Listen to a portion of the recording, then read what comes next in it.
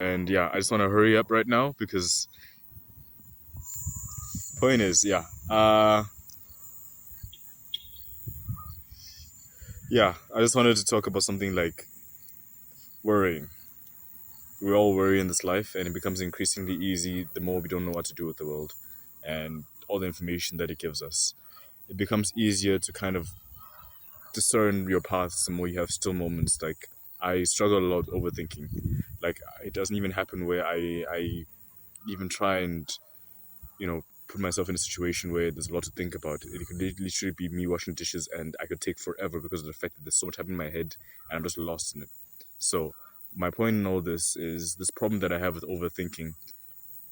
It comes from that fact that I oftentimes look for entertainment as kind of a source to kind of die down this kind of thinking, because it happens naturally. I naturally have overwhelming thoughts, but they only get overwhelming because of the fact that they all scream at me as if they're all my potential, shouting at me, saying, "Listen, you can do something." And so I guess I can kind of get lost in the reality in my head, or the fiction in my head, as if it's the reality that's going on in my surroundings. But my point, I'm looking around because like niggas be around. But point is, there's nothing that's ever happened in your head the way it's ever happened in real life. Is what I'm trying to say. You can tell a person has a very frantic mind by the way they speak. But the point is, yeah, whenever you think back in your life to all the horrible things that ever happened in your mind, not physically speaking, because the horrible things that happen in our life, we don't usually expect it. And that's part of what I want to talk about. The things we perceive in life oftentimes depend on our perspective. I will want to say this now and forever, that perspective shapes your life. And what you believe in life is always going to be what you get out of life. Even God says in the Bible that everything that you pray for, you have to pray as if it's already been done, purely because of the fact that what you believe is what will be given to you. And so whenever you start praying and you believe that it won't be done, that you will stay the same, that you do end up staying the same. It's all about faith in God. Do you actually trust him to do this? That's why Jesus, I remember one time he was about to heal a man, and he asked him before he healed him. He could have healed him, but he asked him, "Do you trust me to be able to do this?" It was two blind men, I believe. And see, they said yes, and it happened as they believed, because Jesus said that it will happen to you as you believe. And James, the book of James also says that whenever you pray for something, just believe it's already happened, because of the fact that God is faithful to let it happen if it needs to happen. And the main thing I want to take away is in the fact that, oh no, okay, if you pray, if it doesn't happen, that just shows that you didn't believe enough. No. What I'm trying to say here is the fact that when we do pray, I say when because we all must. I say this, that we must all first and foremost pray in a state of surrendering the idea that we kind of deserve it. I don't think any of us really deserve anything clearly from God, because the very fact that we can pray to God and our prayers reach him is only because of the fact that Jesus Christ died on the cross for us. It's because of the fact that our relationship with God is reconciled by Jesus dying on the cross for us.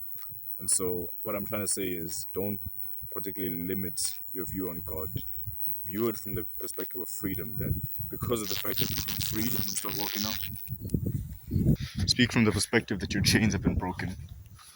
Imagine a life where you've never had control over anything. You've never had a situation where you can speak up for yourself, whether it be with your parents, whether it be with you just always had anxiety with like people around you.